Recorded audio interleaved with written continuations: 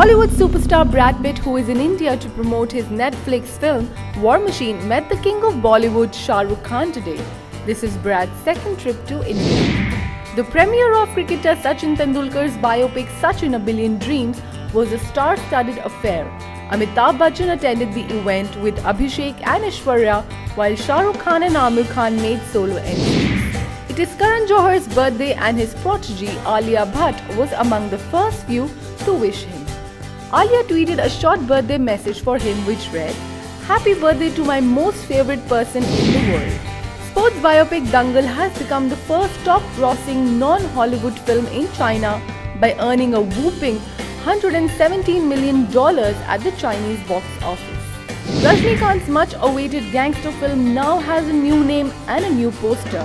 The film called Thalaivar 164 till now has been retitled as Kala Kari Kalan.